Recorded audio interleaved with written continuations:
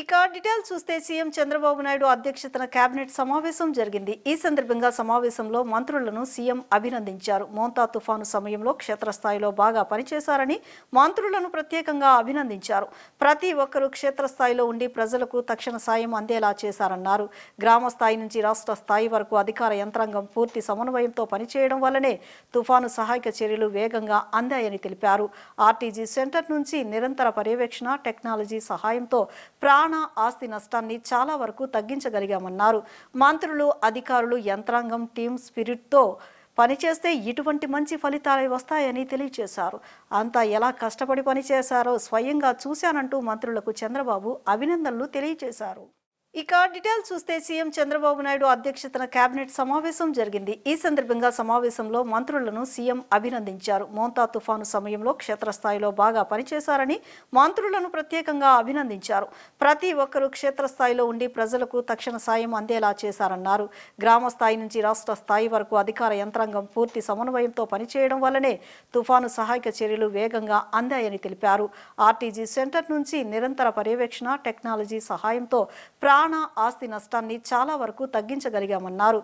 మంత్రులు అధికారులు యంత్రాంగం టీమ్ స్పిరిట్తో పనిచేస్తే ఇటువంటి మంచి ఫలితాలు వస్తాయని తెలియజేశారు.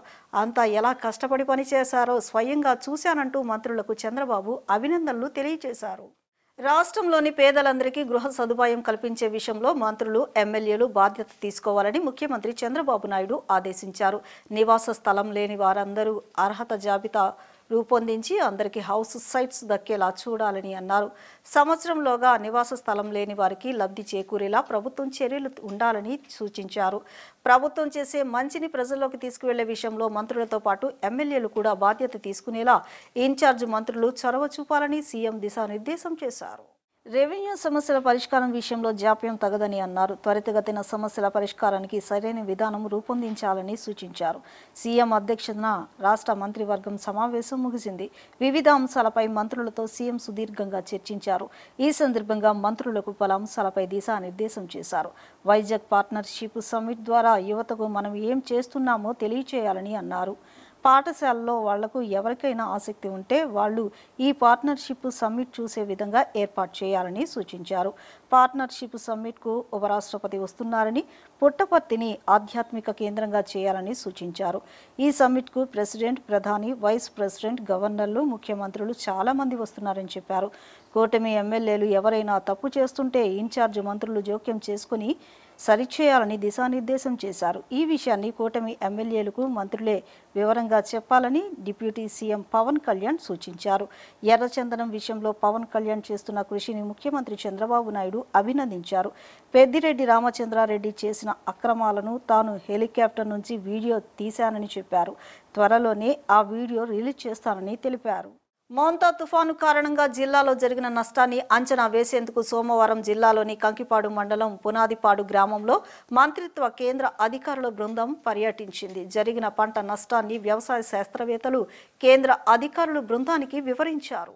వ్యవసాయ రైతు సంక్షేమ శాఖ డైరెక్టర్ డాక్టర్ పొన్నుసామి, జలశక్తి మంత్రిత్వ శాఖ ఎంఏడిటిఈ సిడబ్ల్యూసి డైరెక్టర్ శ్రీనివాసు, ఖైరీ విద్యుత్ మంత్రిత్వ శాఖ CEO deputy director RT Singh, గ్రామీణాభివృద్ధి మంత్రిత్వ శాఖ అసిస్టెంట్ డైరెక్టర్ మనోజ్ కుమార్ మీనా తదితర కేంద్ర బృందం సభ్యులు పర్యటించారు. కంకిపాడు మండలం పునాదిపాడు గ్రామం కంకిపాడు ఉప్పులూరు ప్రధాన రహదారి పక్కన కౌలు రైతులు భరత్ బాబు, తూముల శ్రీనివాస్ సాగు చేసిన నేలవాలిన MTU 1318 వరి రకం పంటను పరిశీలించారు. జరిగిన పంట నష్టాన్ని వ్యవసాయ శాస్త్రవేత్తలు కేంద్ర అధికారుల బృందానికి వివరించారు. ప్రస్తుతం గింజ కట్టి కోత దశకు చేరుకున్న వరి పైరు నేలవాలి, నేలను అంటిన కంకులు మొలకెత్తుతున్నట్లు అధికారులకు వివరణ ఇచ్చారు. రైతులతో ముఖాముఖి మాట్లాడిన కేంద్ర బృందం ప్రతినిధులు పంట నష్టం వివరాలు తెలియజేశారు. తాను 30 ఎకరాల్లో కవులకు తీసుకుని సాగు చేశానని, 80% పైగా నష్టం వాటిల్లిందని, ఇలాంటి పరిస్థితిలో కోతకు ఎక్కువ ఖర్చు అవుతుందని, పెట్టిన పెట్టుబడి ఖర్చులు కూడా రావని ఓ రైతు తన గోడును వెళ్లబోసుకున్నారు. కవులు ఎకరాకి 20 బస్తాలు తప్పనిసరిగా చెల్లించాల్సిందేనని రైతు తూముల శ్రీనివాసరావు తెలిపారు.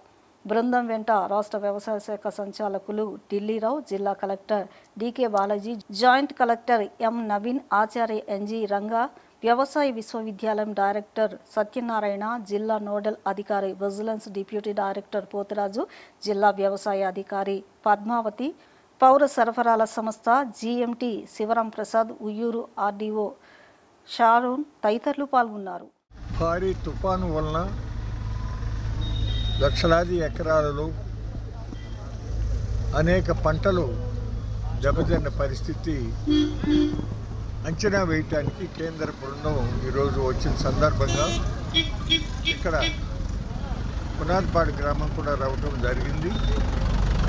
మా ఆంధ్రప్రదేశ్ రైతు సంఘాల సమన్వయ సమితి సభ్య రైతు సంఘాలు, ఆల్ ఇండియా కిసాన్ సభ, అట్లాగే మరొక ఆల్ ఇండియా కిసాన్ సభ, ఆల్ ఇండియా కిసాన్ ఫెడరేషన్, వివిధ సంస్థల తరఫున సెంట్రల్ టీమ్కి ఒక రిప్రజెంటేషన్ ఇవ్వటం జరిగింది. చాలా కష్టమైనటువంటి సమయంలో తప్పనిసరిగా నిబంధనలను సడలించి తప్పనిసరిగా ధాన్యము, పత్తి, ఇతర పంటలు కూడా కొనుగోలు చేయాలి అని చెప్పి అభ్యర్థించడం జరిగింది. అట్లాగే ఆ వినతి పత్రంలో ఈ బృందం కేంద్ర ప్రభుత్వం ఇటీవల తలపెట్టినటువంటి డిజాస్టర్ మేనేజ్మెంట్ యాక్ట్ 2005లో సెక్షన్ 11, సెక్షన్ 12 తీసేసింది.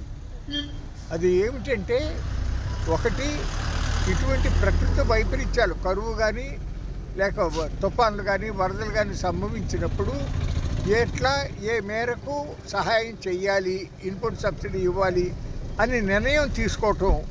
అట్లాగే ఇంకొక సెక్షన్లో అప్పటికి ఉన్నటువంటి బ్యాంకులకు కట్టాల్సిన అప్పుల్ని మళ్ళీ వాయిదా వేసి మళ్ళీ పంట వేసుకుంటానికి లేకపోతే ఆ పంటను దక్కించుకుంటానికి ఇంకా కొంత ఆర్థికంగా సహాయం చేయటానికి ఉండేటటువంటి ఆ నిబంధనలు సెక్షన్ 11, 12 ఎత్తివేయటం అంటే రైతాంగం పట్ల ద్రోహం చేయటమే అవుతుంది.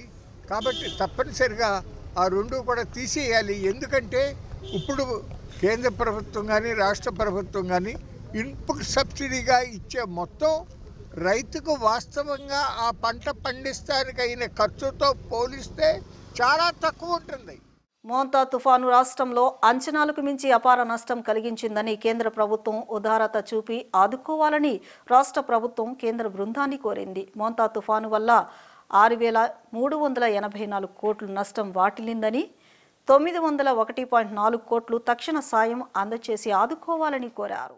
మోంతా తుఫాను వల్ల వాటిల్లిన నష్టం మదింపు వేయడానికి కేంద్ర బృందం రాష్ట్రానికి వచ్చింది. కేంద్ర హోంశాఖ జాయింట్ సెక్రటరీ పాసుమి బాసు, కేంద్ర వ్యవసాయ రైతు సంక్షేమ శాఖ సంచాలకులు డాక్టర్ కె పొన్నుస్వామిల నేతృత్వంలో 8 మంది సభ్యులతో కూడిన కేంద్ర బృందం ముందుగా అమరావతిలోని సచివాలయానికి వచ్చారు. ఈ బృందానికి సచివాలయంలోని ఆర్టీజీఎస్లో అధికారులు స్వాగతం పలికారు. అనంతరం మోంతా తుఫాను కలిగించిన నష్టం గురించి రెవెన్యూ శాఖ chief commissioner, land administration special chief secretary Jayalakshmi, RTGS CEO Prakhar జైన్లు పవర్ పాయింట్ ప్రజెంటేషన్ ద్వారా వివరించారు.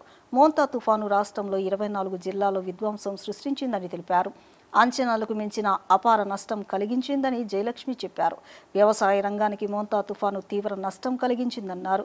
కోత దశకు వచ్చిన పంటలను తుఫాను ముంచెత్తిందని, దానివల్ల రైతులకు జీవనాధారమైన పంటలు నీట మునిగిపోయి కోలుకోలేని దెబ్బతీసిందని అన్నారు. 1.61 లక్షల ఎకరాల్లో 1.61 లక్షల ఎకరాల్లో వరి, పత్తి, మినుములు, మొక్కజొన్న పంటలు దెబ్బతిన్నట్లు చెప్పారు. అలాగే 6.250 హెక్టార్లలో ఉద్యానవన పంటలు, 17.72 హెక్టార్లలో మల్బరీ తోటలకు నష్టం వాటిల్లిందని వివరించారు.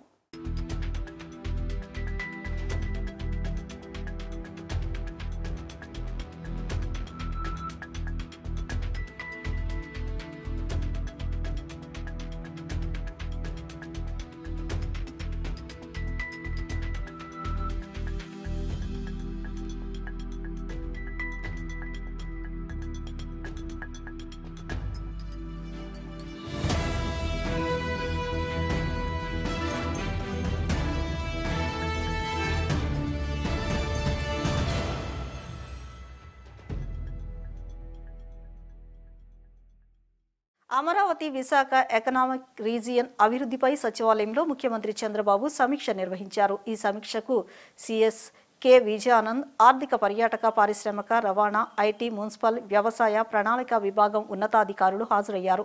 విశాఖ ఎకనామిక్ రీజియన్ రాష్ట్రానికి గ్రోత్ హబ్గా తీర్చిదిద్దే అంశంపై సమావేశంలో చర్చించారు. శ్రీకాకుళం నుంచి కోనసీమ వరకు వివిధ జిల్లాలను విశాఖ ఎకనామిక్ రీజియన్గా అభివృద్ధి చేసే అంశంపై సమీక్ష చేశారు. జీవన ప్రమాణాలు, సుస్థిరాభివృద్ధి తదితర అంశాలతో ఎకనామిక్ మాస్టర్ ప్లాన్ రూపకల్పనపై సమావేశంలో చర్చించారు. అమరావతి విశాఖ ఎకనామిక్ రీజియన్ అభివృద్ధిపై సచివాలయంలో ముఖ్యమంత్రి చంద్రబాబు సమీక్ష నిర్వహించారు. ఈ సమీక్షకు సిఎస్ కె విజయానంద్, ఆర్థిక పర్యాటక పారిశ్రామిక రవాణా, ఐటీ, మున్సిపల్, వ్యవసాయ ప్రణాళిక విభాగం ఉన్నతాధికారులు హాజరయ్యారు. విశాఖ ఎకనామిక్ రీజియన్ రాష్ట్రానికి గ్రోత్ హబ్గా తీర్చిదిద్దే అంశంపై సమావేశంలో చర్చించారు. శ్రీకాకుళం నుంచి కోనసీమ వరకు వివిధ జిల్లాలను విశాఖ ఎకనామిక్ రీజియన్గా అభివృద్ధి చేసే అంశంపై సమీక్ష చేశారు. జీవన ప్రమాణాలు, సుస్థిరాభివృద్ధి తదితర అంశాలతో ఎకనామిక్ మాస్టర్ ప్లాన్ రూపకల్పనపై సమావేశంలో చర్చించారు. కూటమి ప్రభుత్వం మత సామరస్యంతో పనిచేస్తూ అన్ని మతాలను గౌరవిస్తుందని సెంట్రల్ ఎమ్మెల్యే బోండా ఉమామహేశ్వరరావు అన్నారు. పవిత్రమైన కార్తీక మాసం, అందులోనూ కార్తీక సోమవారం సందర్భంగా పరమశివుని ఆశీస్సులతో వాంబే కాలనీలో దుర్గమ్మ ఆలయాన్ని ప్రారంభించుకోవడం ఎంతో సంతోషంగా ఉందన్నారు. ఈ ఆలయం భవిష్యత్తులో మరింత అభివృద్ధి చెందుతుందని ఆకాంక్షించారు. సెంట్రల్ నియోజకవర్గంలో 60 డివిజన్ వాంబే కాలనీలో నూతనంగా నిర్మించిన శ్రీ దుర్గా మల్లేశ్వర స్వామి దేవస్థానంలో విగ్రహ ప్రతిష్టాపన, ధ్వజస్తంభ ప్రతిష్టాపన కార్యక్రమం అత్యంత వైభవంగా జరిగింది. ఈ కార్యక్రమానికి ముఖ్య అతిథిగా సెంట్రల్ నియోజకవర్గ శాసనసభ్యులు బోండా ఉమామహేశ్వరరావు పాల్గొని మహాశివునికి భక్తి శ్రద్ధలతో ప్రత్యేక పూజలు నిర్వహించారు. అనంతరం అన్నదాన కార్యక్రమాన్ని ప్రారంభించారు. ఈ సందర్భంగా బోండా ఉమా, ఈ దేవాలయ నిర్మాణం స్థానిక భక్తుల చిరకాల వాంఛని, తాను గతంలో ఎమ్మెల్యేగా ఉన్నప్పుడే ఈ పనులను ప్రారంభించి పూర్తి సహకారం అందించానని తెలిపారు. పవిత్రమైన కార్తీక మాసం, అందులోనూ కార్తీక సోమవారం సందర్భంగా పరమశివుడు ఆశీస్సులతో ఈ కార్యక్రమం నిర్వహించడం శుభ పరిణామమన్నారు. నియోజకవర్గంలో ఎన్డీఏ ప్రభుత్వం కేవలం దేవాలయాలే కాక మసీదులు, చర్చిలతో సహా అన్ని మతాల వారిని గౌరవిస్తూ వారి సంప్రదాయాల ప్రకారం అన్ని విధాలా సహకరిస్తున్నట్లు చెప్పారు. మత సామరస్యాన్ని పెంపొందించడానికి తమ ప్రభుత్వం కట్టుబడి ఉందన్నారు. డివిజన్ నాయకులు కంచి ధనశేఖర్ మాట్లాడుతూ ఆలయ నిర్మాణానికి ఎమ్మెల్యే బోండా ఉమా 1 లక్ష రూపాయలు విరాళం అందించడం, ఇతర దాతల సహకారంతో ఇంతటి మహత్తర ఆలయాన్ని నిర్మించే అదృష్టం కలగడం చాలా సంతోషంగా ఉందన్నారు. ఈ కార్యక్రమంలో కార్పొరేటర్ కంచి దుర్గా, డివిజన్ అధ్యక్షులు సూర్య, ప్రధాన కార్యదర్శి నాగరాజు, ఇన్ఛార్జ్ మల్లేశ్వరరావు, శ్రీరాములు, రామరాజు, ఆలయ కమిటీ, రైల్వే ప్రసాద్, మురళీకృష్ణ, కొండ, మైనంపాటి సుబ్బలక్ష్మి తదితర కమిటీ సభ్యులు, వేలాది మంది భక్తులు పాల్గొన్నారు.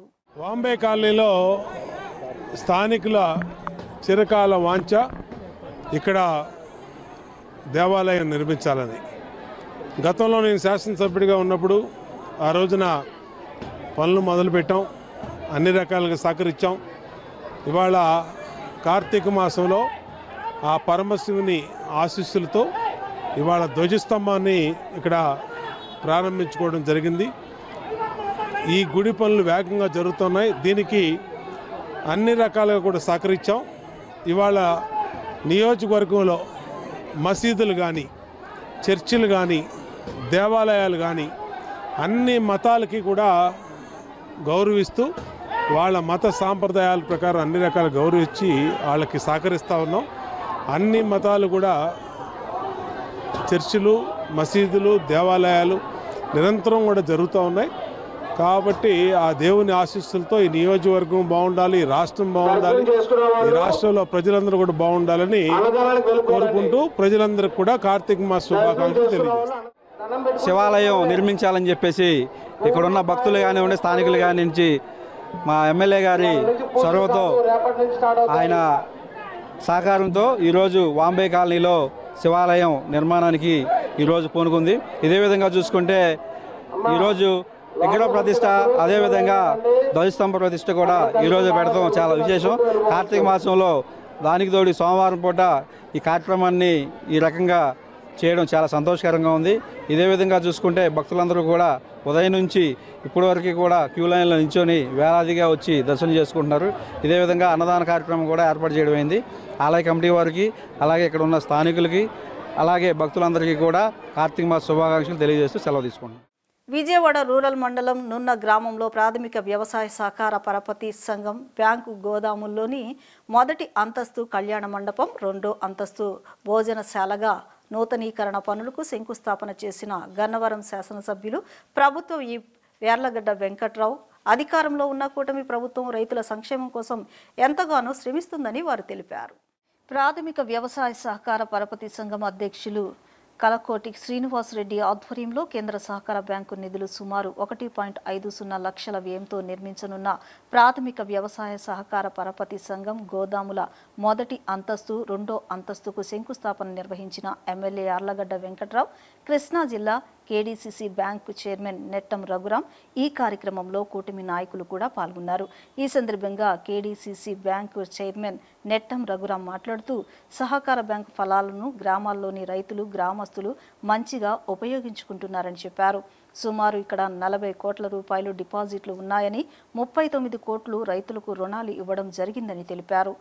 ఎందుకోసమైతే సహకార బ్యాంకు నిర్మాతలు సహకార పరపతిని నిర్మించారో అది ఈ గ్రామంలో అమలవుతుందని, గత 5 సంవత్సరాలు దురదృష్టకరమైన పాలన నుంచి కూటమి ప్రభుత్వం, మోదీ, చంద్రబాబు నాయుడు, పవన్ కళ్యాణ్ ఈ రాష్ట్రాన్ని కాపాడుతూ సహకార సంఘాలను మరింత బలోపేతం చేస్తూ అభివృద్ధికి కృషి చేస్తున్నారని తెలిపారు.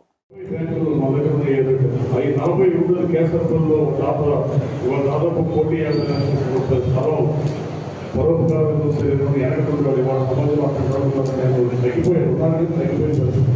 ఆ పిఎస్సీఎస్ కూడా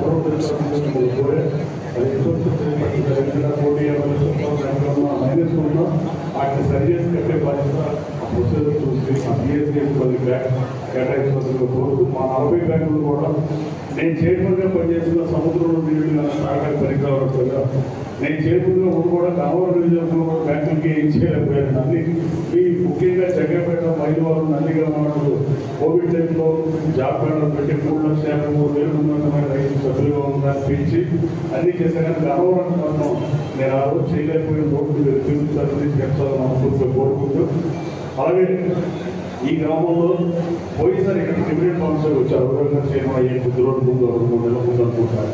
ఆ రోజు అడిగే కళ్యాణ చేస్తే బాగుందంటే చాలా బోర్డులో మాట్లాడుతామని చెప్పాడు. పైన దీన్ని రైతులకు ఎంత రేటు పెడతారో నాకు తెలియదు. ఫేస్బుక్ చూస్తుంది మీ మెంబర్ పిఎస్సిఎస్ మెంబర్కి ఒక 5,000, 10,000 డిస్కౌంట్ ఇవ్వండి. ఒక 50,000 రూపాయలు రైతులు పెడితే డెఫినెట్గా దీంట్లో 40-50% అవుతుంది. డెఫినెట్గా దీన్ని స్ఫూర్తిగా తీసుకుని లోపల పెద్ద విలేజ్లో గత ప్రభుత్వంలో పెట్టినట్టుగా శ్మశానాల పక్కన ఎక్కడెక్కడో స్థలాల్లో ఓడలు కట్టొద్దని నేను ఆ రోజు ఇదే సీఈఓ ఉన్నాడు మీటింగ్లో, ప్రిన్సిపల్ సెక్రటరీ సునీల్ అందరూ ఉన్నా కూడా ప్రైమ్ మినిస్టర్ కాన్ఫరెన్స్ హాల్లో కేడీసీసీ బ్యాంక్ చైర్మన్ చెప్పారు. వాడు ఓడలను ఉరిగట్టేవాడు ఎవరు లేడు, ఎవరి నుంచి దాన్ని వెళ్ళిపోతుంది, మీరు ఈ గోడలు కట్టొద్దని తీవ్రంగా వ్యతిరేకించారు. అందరు అధికారులు, ఈ రాష్ట్రంలో ఉన్న అందరూ ఉన్నతాధికారులు, ఆర్టీఎస్ అందరూ మీటింగ్లో చెప్పారు. కానీ కంప్యూటరైజేషన్ విషయంలో కూడా చెప్పారు. కానీ ఏది పాటించకుండా ఈ కంప్యూటరైజేషన్ ఫ్యాక్స్ కాదు, కంప్యూటరైజేషన్ చేయకుండా ఏమంటే ఆఫ్టర్ మీటింగ్లో పోలాల్సిన పిలిపిమంటే పిలిపి పరిస్థితి. ఇవన్నీ అన్ని నెట్వర్క్స్ బయట చేస్తాం. హౌస్ కమిటీ చేయించున్నాం. అందుకే హౌస్ కమిటీ కూడా ప్రతి జిల్లా డీసీసీకి రైతులు 4 వేల కష్టపడే రైతు సోదరులు సొమ్ము కూడా దొరుకుతుంటే మనం చేయగలిగే. ముఖ్యమంత్రి సహాయ నిధి అనేది కేవలం ఆర్థిక సహాయం మాత్రమే కాదని, అది ప్రజలకు ఆపదలో ఉన్నప్పుడు అండగా నిలిచే ఒక భరోసా అని ఎమ్మెల్యే బోండా ఉమామహేశ్వరరావు తెలిపారు. వైద్య ఖర్చులు భరించలేని వారికి ఇది ఒక గొప్ప ఊరటని, ప్రైవేట్ హాస్పిటల్లో వైద్యం చూపించుకొని బిల్లు తెచ్చుకుంటే ముఖ్యమంత్రి సహాయ నిధి ద్వారా వారికి ఆర్థిక సహాయం అందజేస్తున్నట్లు చెప్పారు. ఇది ప్రజల పట్ల ప్రభుత్వానికి ఉన్న బాధ్యతను తెలియజేస్తుందని చెప్పారు. సింగనగర్లోని సెంట్రల్ నియోజకవర్గ ఎమ్మెల్యే క్యాంపు కార్యాలయంలో 27వ డివిజన్ దుర్గాపురం సాంబమూర్తి రోడ్ బావాజీపేటకు చెందిన 16 మందికి 14,31,254 రూపాయలు విలువ చేసే ముఖ్యమంత్రి సహాయ నిధి చెక్కులను సెంట్రల్ నియోజకవర్గ శాసనసభ్యులు బోండా ఉమామహేశ్వరరావు అందజేశారు. ఈ సందర్భంగా బోండా ఉమ మాట్లాడుతూ, నియోజకవర్గంలో అనారోగ్యంతో బాధపడుతూ ప్రైవేట్ ఆసుపత్రుల్లో చికిత్స పొందిన అనంతరం వారి వైద్య ఖర్చుల భారం తగ్గించేందుకు ముఖ్యమంత్రి సహాయ నిధికి దరఖాస్తు చేసుకోగా, అనంతరం ముఖ్యమంత్రి సహాయ నిధి ద్వారా 16 మందికి మంజూరైన 14,31,254 విలువైన చెక్కులను అందజేస్తున్నట్లు వివరించారు. ఈ ప్రక్రియ ద్వారా అర్హులైన ప్రతి ఒక్కరికి సకాలంలో సహాయం అందేలా చూస్తున్నామని, ఇది ప్రజల పట్ల ప్రభుత్వానికి ఉన్న బాధ్యతను తెలియజేస్తుందన్నారు. ముఖ్యమంత్రి సహాయ నిధి అనేది కేవలం ఆర్థిక సహాయం మాత్రమే కాదని, అది ప్రజలకు ఆపదలో ఉన్నప్పుడు అండగా నిలిచే ఒక భరోసా అని తెలిపారు. వైద్య ఖర్చులు భరించలేని వారికి ఇది ఒక గొప్ప ఊరటని, ప్రైవేటు ఆసుపత్రుల్లో వైద్యం చూపించుకుని బిల్లులు తెచ్చుకుంటే ముఖ్యమంత్రి సహాయ నిధి ద్వారా వారికి ఆర్థిక సహాయం అందిస్తున్నట్లు చెప్పారు. ఈ కార్యక్రమంలో టీడీపీ రాష్ట్ర కార్యదర్శి నవనీతం సాంబశివరావు, డివిజన్ అధ్యక్షులు దాసరి జయరాజు, ప్రధాన కార్యదర్శి సురేష్, మద్దాల రుక్మిణి, కొండపల్లి రూప్ కుమార్, మస్తాన్, గుడివాడ దీపక్ తదితరులు పాల్గొన్నారు. కూటమి ప్రభుత్వం అధికారంలోకి వచ్చాక పేదలకు పూర్వ వైభవం వచ్చిందని సెంట్రల్ ఎమ్మెల్యే బోండా ఉమామహేశ్వరరావు అన్నారు. సీఎం చంద్రబాబు నాయుడు ప్రవేశపెట్టిన P4 పథకం పేదల జీవితాల్లో వెలుగులు నింపుతుందన్నారు. తాను సైతం 9 డివిజన్లను దత్తత తీసుకుని ఆయా డివిజన్లో నిరుపేదలకు శక్తి వంచన లేకుండా సాయం అందిస్తున్నట్లు తెలిపారు. 24వ డివిజన్కు చెందిన నిరుపేదలకు P4 పథకం కింద 3 తోపుడు బండ్లను సెంట్రల్ ఎమ్మెల్యే బోండా ఉమామహేశ్వరరావు అందజేశారు. మొగల్రాజుపురంలోని తన కార్యాలయం వద్ద జరిగిన ఈ కార్యక్రమంలో ఎమ్మెల్యే బోండా ఉమామహేశ్వరరావు మాట్లాడుతూ నిరుపేదలకు మంచి రోజులు వచ్చాయని చెప్పారు. గతంలో మాదిరిగా వారికి ఆర్థికంగా చేయూత అందించేందుకు ప్రభుత్వం P4 పథకాన్ని అమలు చేస్తుందన్నారు. ఇందులో భాగంగా నియోజకవర్గంలో నిరుపేదలకు మార్గదర్శకుల నేతృత్వంలో సాయం అందిస్తున్నామని తెలిపారు. తాను స్వయంగా 9 డివిజన్లను దత్తత తీసుకుని అందులో నిరుపేదలకు శక్తి వంచన లేకుండా ఆర్థిక ఆసరా కల్పిస్తున్నట్లు చెప్పారు. ప్రజలు చిరు వ్యాపారాలు నిర్వహించుకునేందుకు, రజకులు ఇస్త్రీ చేసుకునేందుకు వీలుగా అనువైన బండ్లను అందజేస్తున్నట్లు చెప్పారు. ఇప్పటి వరకు 300 మందికి తోపుడు బండ్లు అందజేస్తున్నట్లు ఆయన వివరించారు. వారు వ్యాపారాలు నిర్వహించుకునేందుకు అనువుగా 15,000 రూపాయలు గ్యారంటీ లేని రుణాలను కూడా బ్యాంకుల ద్వారా అందిస్తున్నామని ఎమ్మెల్యే ఉమా వివరించారు. పేదరిక నిర్మూలన కోసం తమ ప్రభుత్వం కట్టుబడి పనిచేస్తుందని అన్నారు. ఈ కార్యక్రమంలో 24వ డివిజన్కు చెందిన టీడీపీ నాయకులు పాల్గొన్నారు. కూటమి ప్రభుత్వం అధికారంలోకి వచ్చినాక పేదవాళ్ళకి, చిరు వ్యాపారులకి మళ్ళా పూర్వ వైభోగం వచ్చింది. ఈరోజు ముఖ్యమంత్రి చంద్రబాబు నాయుడు పిలుపు మేరకు P4 అనే కార్యక్రమాన్ని తీసుకొని మరి మార్గదర్శకులుగా ఉన్నవాళ్ళని, అంటే వ్యాపారస్తుల్ని, ఇండస్ట్రియలిస్టుల్ని, కాంట్రాక్టర్ని, సమాజంలో ఉన్న వాళ్ళని తీసుకొని బంగారు కుటుంబాలుగా లేని వాళ్ళకి పెట్టి వాళ్ళకి ఏదో ఒక సహాయం చేసే విధంగా పెద్ద కార్యక్రమం తీసుకున్నాం. అట్లాగే మా సొంతగా మేము శాసనసభ్యుడిగా 9 డివిజన్లు తీసుకున్నాం. 9 డివిజన్లలోని పేదవాళ్ళందరికీ కూడా ఏ అవసరం ఉన్నా, ఏ కార్యక్రమం ఉన్నా, పెళ్ళైనా, లేదంటే చావైనా, లేదంటే చదువులకైనా తోచినంత సహాయం చేస్తూ ఉన్నాం. ముఖ్యంగా చిరు వ్యాపారులకి తోపుడు బళ్ళు ఉచితంగా ఇచ్చి వాళ్ళకి బ్యాంకు లోను 15,000 రూపాయలు ఎటువంటి గ్యారంటీ లేకుండా ఆధార్ కార్డు మీద 15,000 లోను, 15,000 కట్టేస్తే మళ్ళా 25,000, మళ్ళీ 50,000 కూడా ఇచ్చే విధంగా వాళ్ళకి కాల్ మనీ కానీ అధిక వడ్డీలు బారిన పడకుండా వాళ్ళకి అండగా ఉంటా ఉన్నాం. అట్లాగే వాళ్ళకి జోన్లు పెట్టి వాళ్ళకి ఆ జోన్లో వ్యాపారం చేసుకునే దానికి సదుపాయం కల్పిస్తూ ఉన్నాం. అంతేకాకుండా వాళ్ళకి లైసెన్సులు కూడా ఇస్తూ ఉన్నాం స్ట్రీట్ వెండర్స్కి. అన్ని రకాలుగా పేదవాళ్ళకి, చిరు వ్యాపారులకి అండగా ఉండే విధంగా ఇస్తూ ఉన్నాం. ఇప్పటికీ నేను శాసనసభ్యుడైనాక దాదాపు 300 బళ్ళు, టిఫిన్ బళ్ళు కానీ, ఇస్త్రీ బళ్ళు రజకు సోదరులకి, అలాగే తోపుడు బళ్ళు అన్నీ ఇవ్వటం జరిగింది.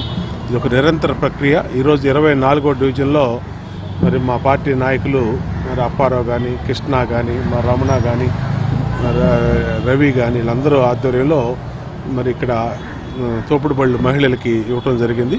సంతోషం. రాబోయే రోజుల్లో కూడా మా దేవుడు ఇచ్చిన శక్తి కొలది ఎంత వీలైతే అంత సహాయం చేస్తామని తెలియజేస్తాం. ఇప్పుడు చిన్న విరామం తీసుకుందాం.